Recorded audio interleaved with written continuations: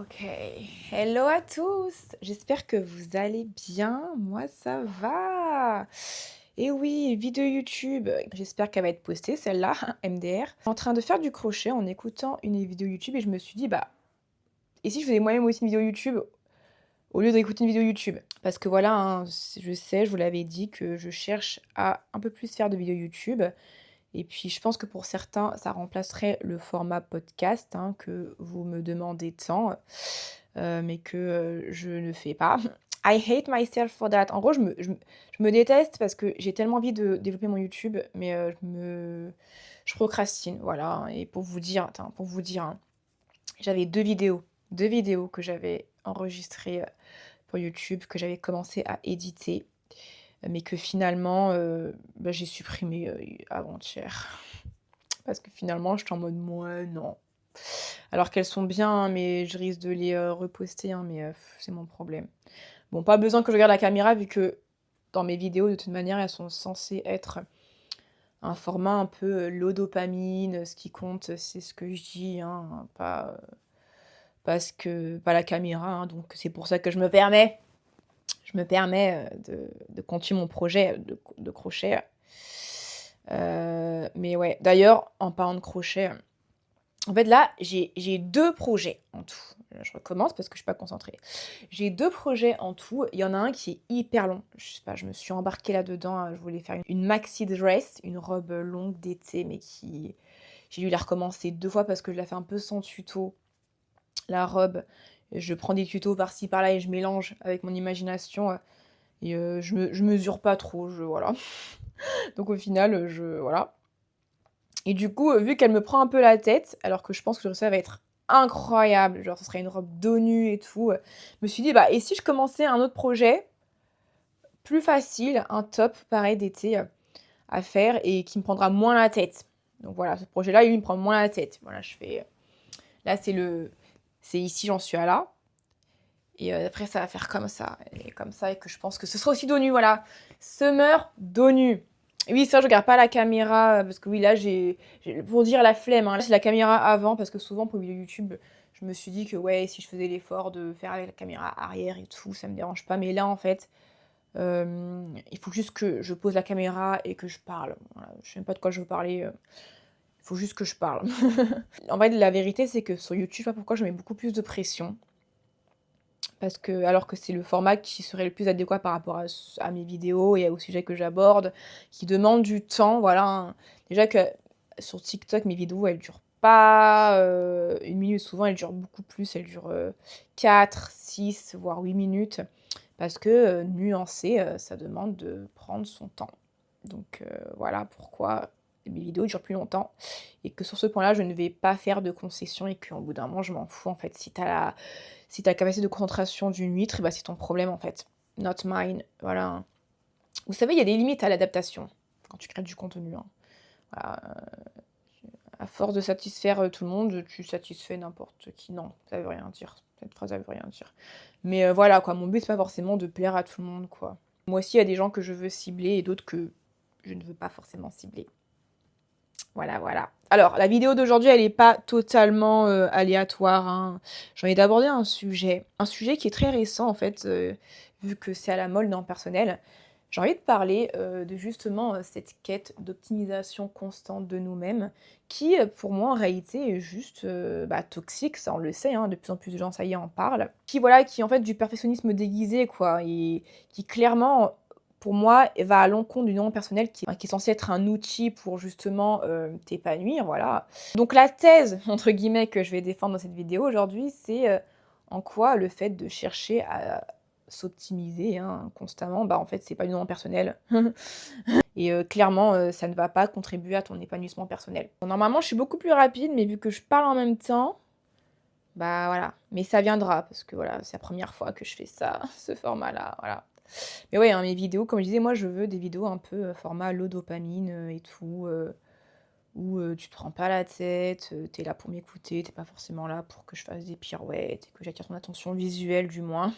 Après, si tu veux me regarder, voilà, tu fais ce que tu veux. En ce qui concerne l'optimisation de soi et tout, Je m'en souviens, c'était en 2020. J'avais une amie qui m'avait posé une question que j'ai trouvée très pertinente parce que voilà, je lui partageais beaucoup de mes réflexions, des travaux sur moi-même que je faisais et cetera, des introspections que je faisais et tout. Je lui partageais énormément, quoi.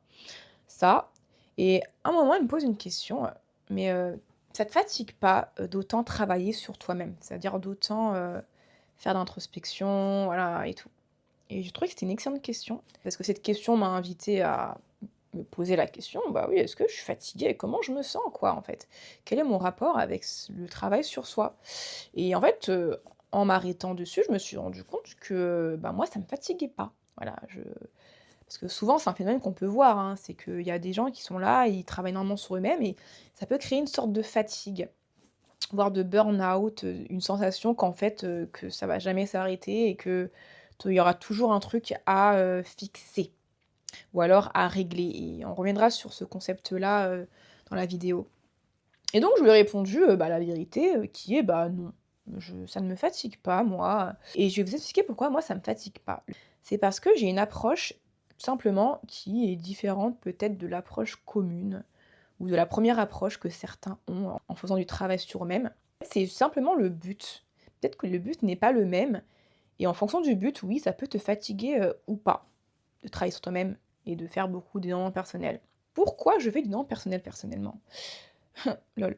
Je ne cherche pas à m'optimiser constamment. Je ne cherche pas à être la meilleure version de moi-même.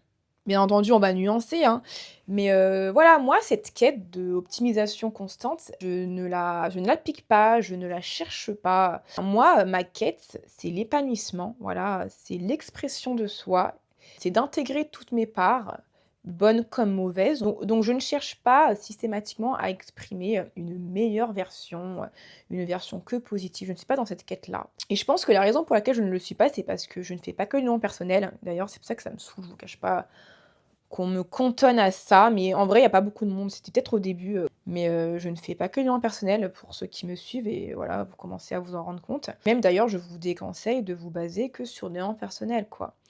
Voilà, moi, à titre personnel, je suis pluridisciplinaire. Je fais de la spiritualité, un peu de sociologie, un peu de psychologie, voilà, un peu d'ésotérisme. Oui, de développement personnel, mais voilà, j'ai une approche, qui est pluridisciplinaire. Voilà.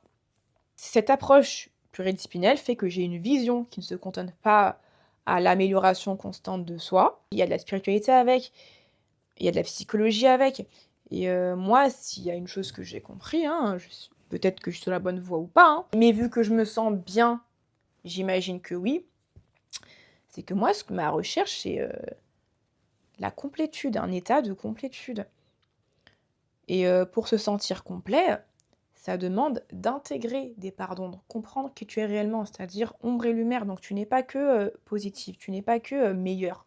Parfois, tu es pire. Voilà, donc tes versions, qui sont moins glorieuses, il faut pas chercher à les chasser, mais plutôt chercher à les intégrer et moi, c'est, ce chemin-là que j'emprunte. Purée, le stockage était plein là, je sais pas, en ce moment, mon iPhone, il est toujours plein alors que bon, bref. Du coup, j'ai dû supprimer une application que j'utilise pas tant que ça en plus, mais qui me prenait énormément, mais bref. Donc qu'est-ce que je disais? Qu'est-ce que je disais? Oui, que voilà, moi, c'est le chemin que j'ai emprunté. C'est ce chemin-là et c'est pour ça que, oui, en ce moment, on peut voir des vidéos de personnes, qui parlent de l'aspect toxique du développement personnel, d'ailleurs qui en profitent pour, réduire le développement personnel qu'à ses dérives ou ses aspects toxiques. Alors que je le répète, dans le personnel, c'est quelque chose de très hétérogène. Voilà, hein, c'est dans sa définition, c'est un ensemble de pratiques hétérogènes. C'est pour ça que parfois dans certains discours, tu ne te retrouves pas parce que tu es en mode: «Mais moi, c'est pas ce que j'écoute, parce que c'est pas les livres que je lis», voilà, pensez-y qu'on ne lit pas tous les mêmes livres, quoi et oui, certains seront très axés sur cette optimisation, qui est clairement, comme je disais, pour moi, une sorte de quête de perfection déguisée un peu, hein. Le but, c'est un peu, de chercher à être constamment meilleur et un peu camoufler, ces parties, plus sombres alors qu'on a tous des parties sombres, on a tous des parties moins glorieuses, nous sommes tous imparfaits, et du coup, qu'est-ce que tu en fais de tes versions imparfaites si tu veux seulement que, la place existe pour ta meilleure version? Qu'en est-il de ta version justement qui l'est moins? Voilà. Qu'est-ce que tu en fais? Comment tu la traites? Et c'est ça aussi qui est important. C'est vraiment ça qui est important. Et c'est ça aussi qui va t'aider, à moins être dur avec toi-même. C'est justement d'intégrer, ces versions-là en mode, comprendre que oui, tu as pas à être tout le temps parfait ou tout le temps meilleur. Il y aura des périodes où tu seras pas meilleur, quoi.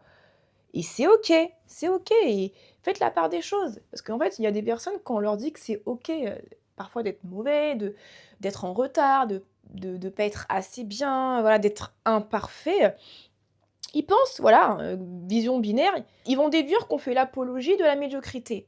Alors que non, hein, écoutez avec vos oreilles, pas avec vos pieds, les gars. C'est pas ce qu'on est en train de dire. Oui, si tu veux, t'optimiser un minimum parce que voilà, tu as du potentiel et tout, bah, exploite ce potentiel. Mais n'oublie pas qui tu es, en fait. Tombe pas dans ce piège de la positivité toxique, de la perfection. Oui, tu ne peux être que positif, tu ne peux être que performant et comprends que, tes défauts aussi, ils sont là pour une raison, ils peuvent t'apporter quelque chose, voilà, et c'est ce qui fait que tu es humain, c'est tout, quoi. C'est ce qui fait que tu es humain. Moi, je vais donner un exemple personnel, voilà, qui est en lien aussi avec YouTube, voilà. Heu moi, je suis une procrastinatrice. Je suis une procrastinatrice professionnelle et ce qui est mauvais, c'est que oui, parfois ça me bloque et pendant longtemps, justement à cause un peu de l'aspect toxique dans ma personnel, je cherchais à m'en débarrasser jusqu'au jour où je suis tombée dans un autre livre qui est un peu du développement personnel, mais je crois que c'est un prof de philosophie. Mais voilà, qui, parlait de la procrastination, structurée et donc c'est un peu un moyen de te servir de tes désavantages, mais à ton avantage. Du coup, en fait, ça passe par une phase d'acceptation. En fait, tu acceptes que oui, toi, tu es un procrastinateur, ouais, toi, tu es quelqu'un, qui parfois remet tout le temps les choses au lendemain, et c'est OK. Ça n'a pas forcément à te freiner, tu peux t'en servir, à ton avantage. Et ce livre, il m'a vraiment aidée, à, justement mieux procrastiner. C'est-à-dire que je continue de procrastiner, mais maintenant, en fait, hem, j'arrive quand même à accomplir des choses, vous voyez? Donc voilà, c'est des trucs comme ça, par exemple, hein. Là, c'est un exemple parmi tant d'autres. Mais voilà, et comprenez que là, quand je parle de parties moins glorieuses, je parle pas des traumas. Pour moi, les traumas, oui, c'est mieux vaut les guérir, vous voyez? Ça, c'est, même les traumas, comment tu perçois les traumas, il y en a, ils pensent qu'il faut se fixer le but et ça, c'est un truc qui revient souvent, c'est que vous pensez que vous devez constamment vous fixer et c'est là, d'ailleurs, que vous pouvez tomber, dans cette fatigue de: «Purée, j'ai toujours un truc à guérir, j'ai toujours un truc à guérir», quoi. Parce que tu te dis: «J'ai toujours un truc à fixer». Mais alors que même pour ça, hein, la guérison, c'est un processus d'intégration. Tu es là pour intégrer tes peurs, tu es là pour intégrer, alors attends, non c'est attends, je me suis perdue là, 2 secondes. Tu es là pour intégrer, tes traumas. Tu es pas là pour les chasser, pour les faire disparaître parce que même, en fonction de ce que tu as vécu, hein, I don't know you, mais ça peut prendre des années. Et certains, ils ont des traumas, des blessures qui sont très profonds, donc ils doivent peut-être apprendre à vivre avec. Donc le but, c'est pas de s'en débarrasser pour être une version, parfaite, et juste de les intégrer. Je sais pas si je suis claire là, mais peut-être que je ferai une vidéo, spécialement en lien avec ça parce que là, je suis en mode freestyle et il y a pas tout qui me vient là en tête. Là, vraiment, je parle et je vois ce qui me vient en tête. Mais j'ai besoin de ça les gars, désolés, mais j'ai besoin de ce chaos un peu pour, faire des vidéos YouTube. Parce que, là, c'est le début pour YouTube, c'est le début. J'arrive encore du mal à être régulière et c'est comme ça que je fonctionne. Parfois, j'ai besoin d'un peu de chaos, mélangé avec un peu de structure, mais juste pour me lancer, quoi. Là, c'est un combat contre ma procrastination, donc let me be, let me be et voilà et c'est OK, vous voyez? C'est pas parfait et c'est OK et tu fais quand même les choses parce qu'il faut aussi comprendre que tu te «perfectionnes» entre guillemets, tu t'améliores aussi, en faisant les choses de manière imparfaite. Donc tu fais et à force, oui, tu deviens «meilleur» entre guillemets, hein, hem, plus performant, mais cela sans que ce soit forcément le but. Vous voyez? Est-ce que vous voyez? Donc voilà, moi, travailler sur moi-même, ça me fatigue pas parce que je me lâche la grappe. Moi, je me lâche la grappe. Je vous cache pas que je vis, hein. Je vous cache pas que voilà, moi, je veux avoir des combats intérieurs, mais je vais vivre, hein. Voilà, c'est mon mantra de vie, hein. Et moi, je suis pas là pour souffrir, je suis là pour vivre, voilà, je suis là pour, vivre. Donc c'est pour ça que tu peux me voir, vivre ma best life et en même temps, struggle dans un aspect de ma vie, mais tu es pas au courant parce que peut-être qu'on n'est pas assez proches ou Moi, j'en parle pas, voilà. Enfin, ça dépend avec qui, quoi. Mais ouais, j'ai observé que j'étais le genre de personne, voilà, qui paraissait forte et en soi, je le suis, hein. Je suis en quelque sorte forte, mais pas tout le temps, voilà, quoi. Mais voilà, de ce que j'ai entendu, de connaissances, de potes, mais qui ne me connaissent pas assez en profondeur, je peux vraiment donner l'apparence de la meuf un peu complète, qui voilà, qui rebondit toujours, qui est forte. Ce qui est un peu le cas, je rebondis toujours, mais parce que je me donne les moyens. Hem mais bon, je pense que c'est pas qu'une question de moyens. Bon, il y en a, ils sont pas tous là-dedans, mais quand j'ai ma charte natale, I was born this way, vraiment, quand je lis mes placements, bah, en fait, je réalise que je suis naturellement calibrée à être le genre de personne qui, rebondit, rebondit, chute, rebondit, expérimente, tel événement, qui n'est pas plaisant, inconfortable, qui challenge ma réalité et qui enfin, qui me transforme constamment, constamment. Voilà, je rebondis, je me transforme. Expansion, expansion, à chaque fois, je renais de mes cendres, voilà. Je suis calibrée naturellement comme ça, donc je vais pas faire le genre non plus genre, hein, je vous cache pas, hein. En mode, self-made et tout, non. Aussi du inné, hein, et ça, faut le prendre en compte, hein. Et je rajouterais en plus dans cette conversation que, il y a également du déterminisme. C'est-à-dire que, voilà, moi j'ai grandi dans un environnement où, j'ai vu mes parents constamment rebondir. Après des chutes, constamment rebondir, voilà, faire preuve de résilience, de courage. Donc bien évidemment que quand tu grandis dans un environnement pareil, tu l'absorbes. Donc il y a ça à prendre en compte, mais je voulais vraiment mettre l'accent et ça pourrait être un sujet à part entière, hein, honnêtement. Je voulais vraiment rappeler qu'on n'est pas à 100% self-made, même dans les sphères du style développement personnel, du style spiritualité. Nous ne sommes pas tous égaux et on n'a pas tous les mêmes bases, les mêmes origines. Parce que vraiment, qu'est-ce qui fait que certains arrivent à avoir des grosses prises de conscience, de faire preuve de résilience, d'avoir cette capacité à comprendre des leçons plus rapidement que d'autres? Pourquoi? Genre, c'est vraiment la question que je me pose. C'est là que tu réalises que même dans ce genre de sphère, le principe de méritocratie ne s'applique pas. Vous voyez, on n'a pas tous les mêmes bases. Pour certains, ce sera beaucoup plus dur que d'autres. Certains, sur le plan spirituel, expliqueraient ça avec le concept de vieille âme et jeune âme. Si on va dans ces théories-là, si t'es une vieille âme, vu que tu as plusieurs fois expérimenté les choses, c'est plus rapide pour toi peut-être de comprendre certaines choses, je sais pas, hein. Mais voilà, peu importe les explications spirituelles ou non, mais je voulais vraiment mettre l'accent dessus. Et j'en ai déjà parlé dans certains TikTok et tout, mais je pense que je pourrais consacrer une vidéo juste pour ça, si ça vous intéresse. Je sais pas, à voir. Je veux rien promettre, vu que je suis une grosse procrastinatrice. Mais c'est un sujet qui serait hyper intéressant. Voilà, là j'ai parlé de ma charte natale, mais il n'y a pas que ça en fait qui explique. Il y a mon environnement, il y a aussi mes ancêtres et leur vécu, voilà, il y a l'épigénétique. Mais voilà, tout ça pour préciser et rappeler que on ne naît pas tous avec les mêmes bases. Et ces bases-là, elles vont au-delà du juste de l'environnement, mais ça peut même toucher le transgénérationnel. Voilà, cette conversation elle peut aller vraiment loin.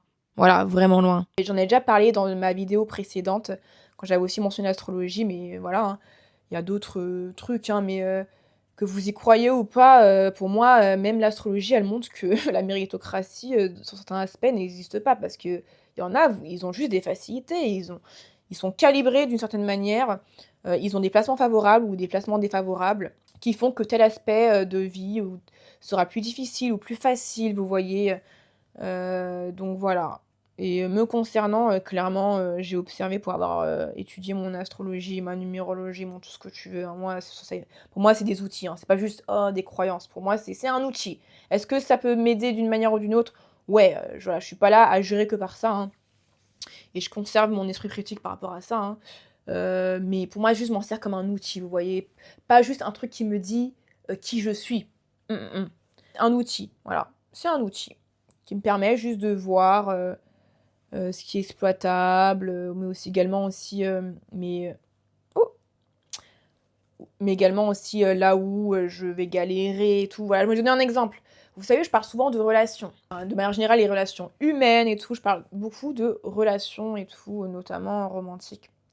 Si je vous dis que j'ai Chiron en Balance, voilà, j'ai ma puce, j'ai Chiron en Balance.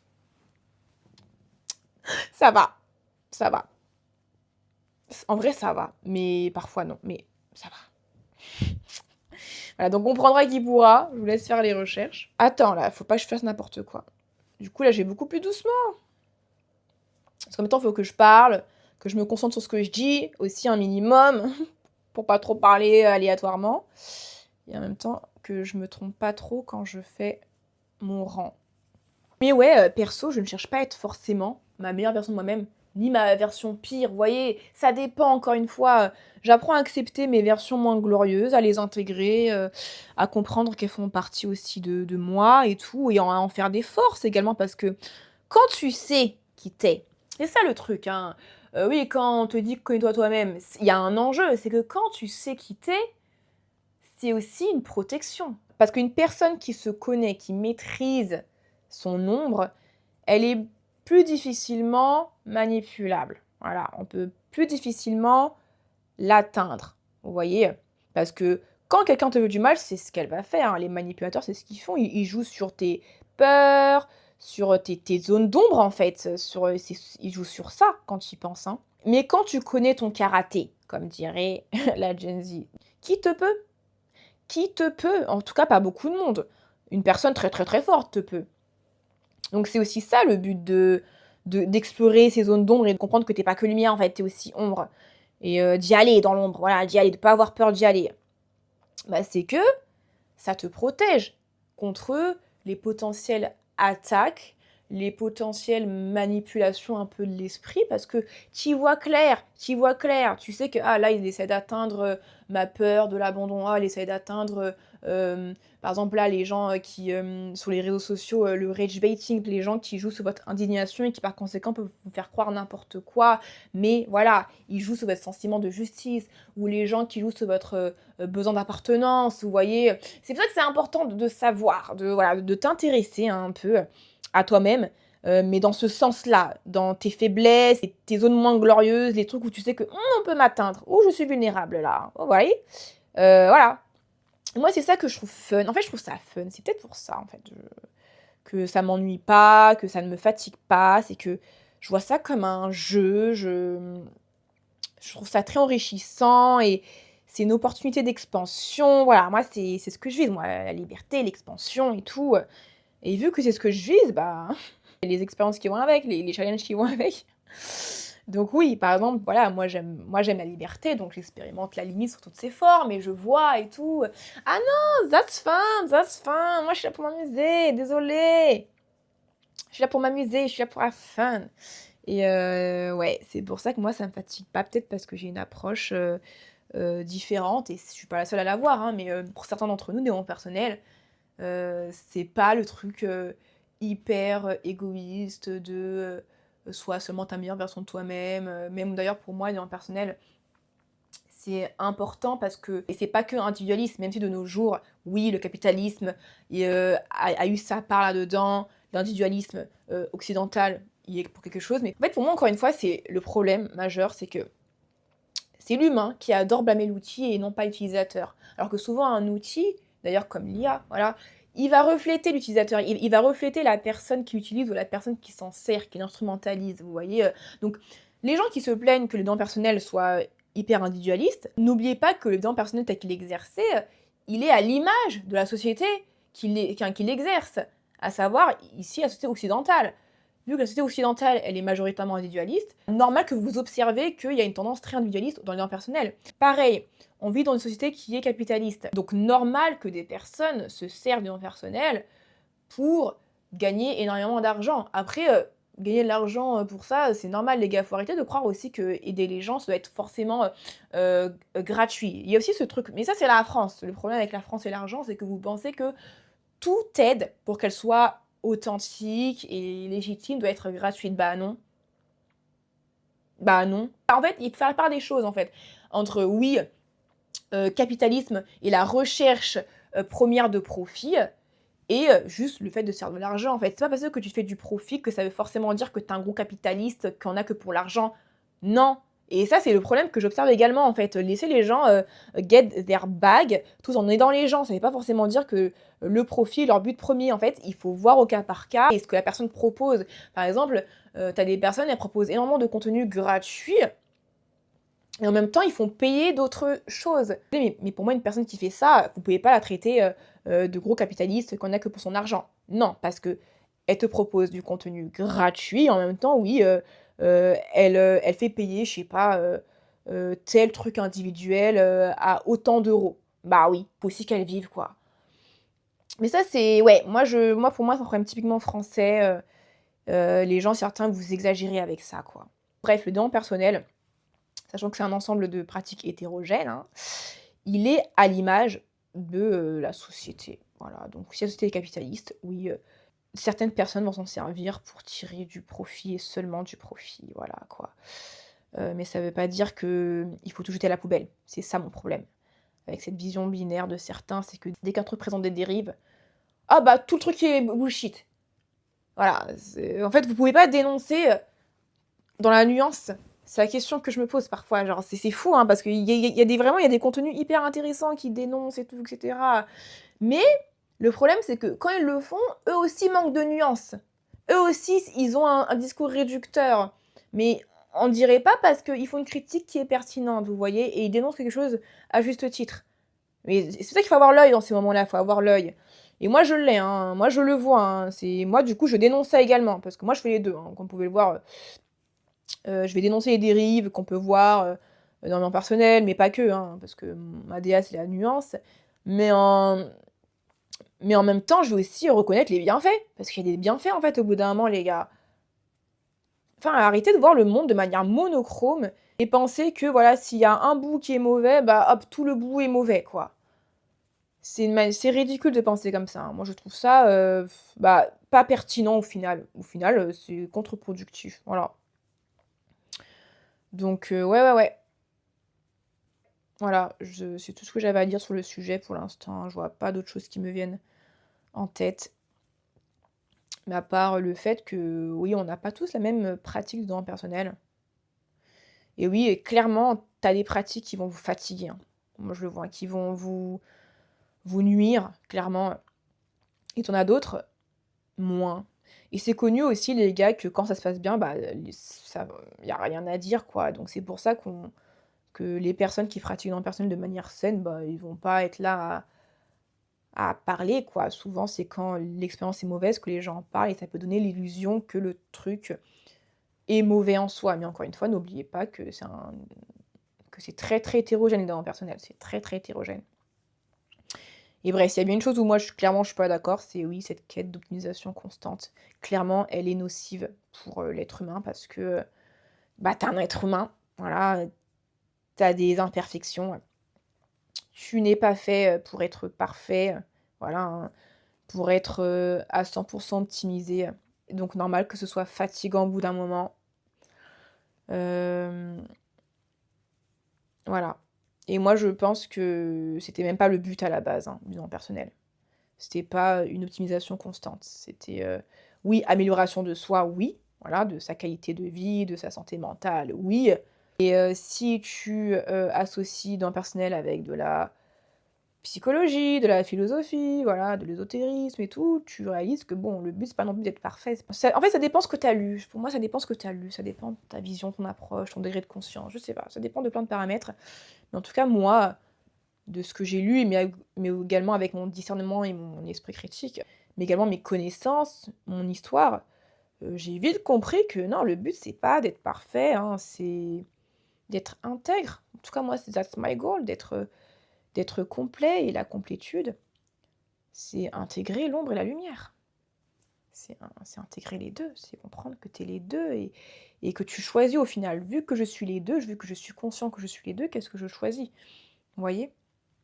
Parce que c'est une question de choix, hein, parce que là, j'ai envie de parler de gentillesse. Moi, je me considère ni gentil ni méchant. Certains, vous l'avez vu, hein, je suis pas forcément tout le temps gentille, hein. Je serai jamais gratuitement méchante. Souvent, quand je suis méchante, c'est mérité. C'est que vraiment, la personne, en fait, elle l'a cherché, elle m'a trouvé. Mais moi, c'est un choix, vous voyez? Pour moi, la vraie gentillesse, c'est la personne qui est capable d'être méchante, mais qui choisit d'être gentil. Voilà. Parce que certains, en fait, ils sont gentils, mais ils ont pas trop le choix, entre guillemets.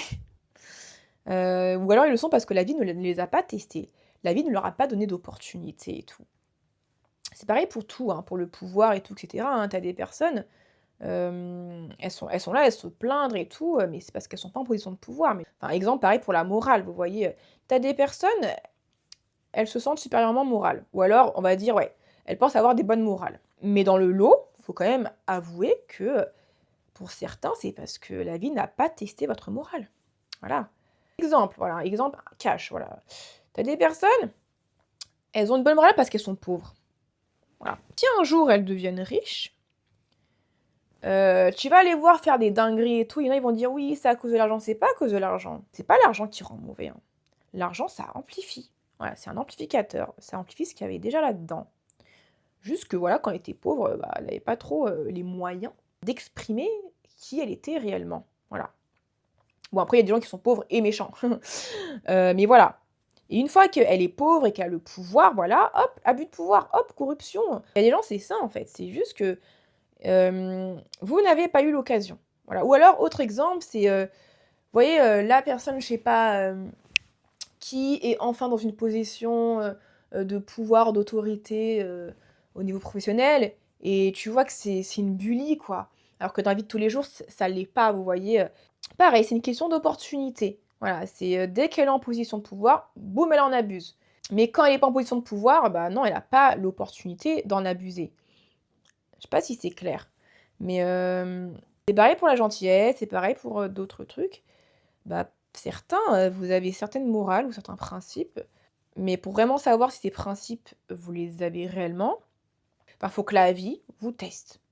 Voilà, tout simplement. Voilà. C'est-à-dire, oui, est-ce que quand tu es en position de pouvoir, est-ce que tu seras toujours comme ci? Est-ce que tu seras toujours comme ça? Ou alors tu vas te mettre à en abuser, tu vois? Comment tu te comportes quand il y a une opportunité que telle valeur soit compromise? Est-ce que tu continues d'avoir ce principe-là, cette valeur-là? Ou alors: «Ah non, ça y est, hein, j'ai la position que je voulais, bah non, plus besoin». Vous voyez? Il y a des gens, c'est comme ça. Bref, donc je m'arrêterai là. C'est déjà assez long pour moi, pour un début, hein. Faut pas en fait, faut pas que je fasse des vidéos trop longues, sinon je me décourage. Mais le but, c'est que voilà, que je gagne en endurance et que je m'habitue au format long, parce que c'est vrai que je me suis habituée au format court avec TikTok, alors que moi, ce que je voulais faire, c'est du format long. Donc là, il faut que je me réhabitue au format long et mais faut pas que je commence trop long, vous voyez?